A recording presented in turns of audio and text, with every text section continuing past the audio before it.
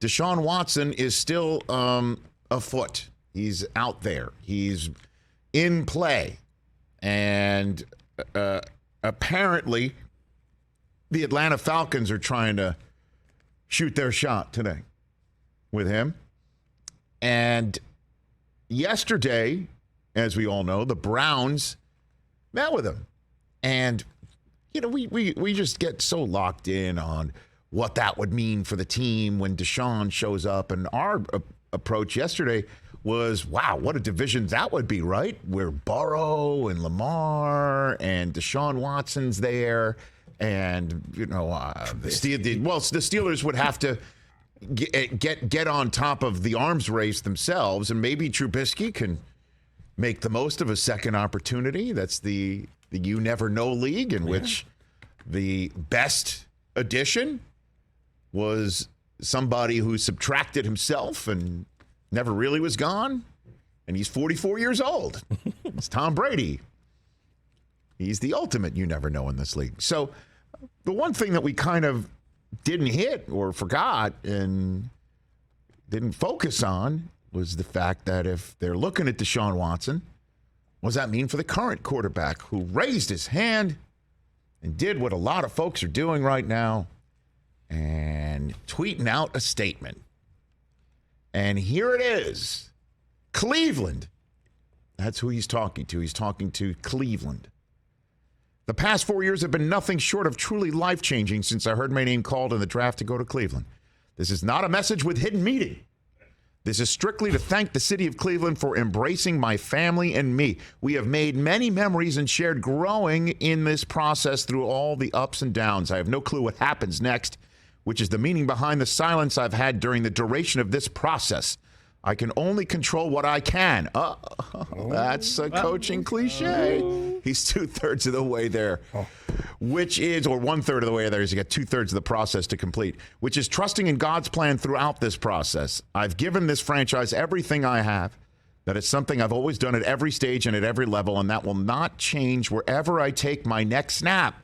Whatever happens, I just want to say thank you to the fans who truly embraced who I am and the mentality that aligns so well with the city's hardworking people. Cleveland will always be a part of Emily and my story, his wife, and we will always be thankful for the impact it has had and will have in our lives. Sincerely, Baker Mayfield. So a few things. First of all, right off the bat, was his middle name named after the former president of the United States? Name.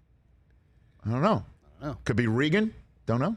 Famous Reagan. But beyond all that, he has every right to say, what's up, man? Yeah, absolutely. Okay? He has every right to say, what is going on here? Okay? And every right to wonder where things have gone with this team, where he's entering his 5th and potential final year with no long-term contract. And first overall picks get a second deal, even when they haven't really proven that they're totally the man, even if they've taken him to the Super Bowl and Jared Goff. Second overall pick, Carson Wentz. He didn't even take his team the full regular season in the year they made the Super Bowl, won by some other quarterback, and he got another contract. And he's waiting on his next contract, and instead of his team zeroing in on that, they're zeroing in on a quarterback that they didn't draft who's got a heck of a lot more baggage currently than Mayfield's ever toted in his life. So he's every right. Team also has every right to try and upgrade at the position, and Watson would be that. That's for sure. So how about both sides are doing their due diligence and right? And the fact that the Browns, if Watson is available and they can bring him into Cleveland, that is what they have to do. And to make that omelet, they are breaking Baker Mayfield's eggs right now. And he has every right to say, what's up with that? In the first ever that I've seen, boy, this is nuts, man. I've never seen, again, I have it here because, again, it's just so unprecedented, and the stationery is so amazing. The Kyler Murray statement from his agent. the sort of Jerry Maguire treatise as to why he should get another contract. And by the way, get it now, Mayfield is a perfect reason why Kyler Murray's agent is doing that. You don't want to go into your fourth year where anything can happen and you emerge it totally damaged with Arizona taking a look at somebody else. Okay? You could say this Heisman Trophy winning quarterback from Oklahoma and Kyler Murray's had a better first 3-year run than Mayfield did. But Mayfield came out of his third year with a playoff win for the Cleveland Browns under his belt. And that's why Murray's kind of knocking on Arizona's door saying, we don't want to wait to the unknown of a fourth year. And Baker Mayfield's unknown fourth year has left him with an unprecedented statement. I've never seen a breakup thank you front-loaded by the quarterback who's not doing the breaking up. Like he's front-loading the goodbye. Like that's the statement you see in the Cleveland plain dealer after he's gone, not while the process is taking place to potentially send him packing. It's truly one of the most Costanza moves I've seen in the NFL. Front-loading the goodbye to the fan base that he might still be playing for if the team that's forcing the goodbye goes through with what appears to be a long shot Hail Mary to get Deshaun Watson. As a matter of fact, to just show you what I mean by all this, we have Rich Eisen Show exclusive audio of the conversation between Mayfield and the Browns that led to this statement. Go for it. I don't understand. Things were going so great. What happened? Something must have happened. It's not you. It's me.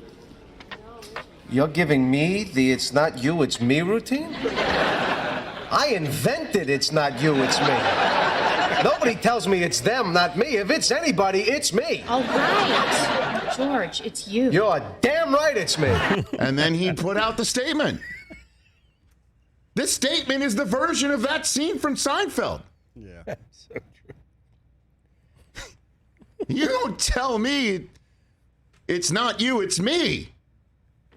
I'm saying goodbye first. Before you even break up with me. That's like a Costanza move if I've ever seen one. And a great way to say to the Cleveland Browns, I see what you're doing. I see what you're doing. But this, in the hands of front office management, ownership, coaching staff, whoever is definitely all aboard the let's get Deshaun Watson train, they're looking at the statement saying, okay, if this doesn't happen, we'll have some reparations to do, but he's not going anywhere.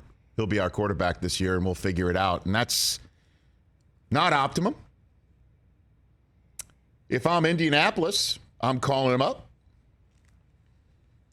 But wherever Deshaun Watson lands, outside of New Orleans, for instance, Indianapolis could be all over Sam Darnold if they want. I don't know if that's an interesting option for them.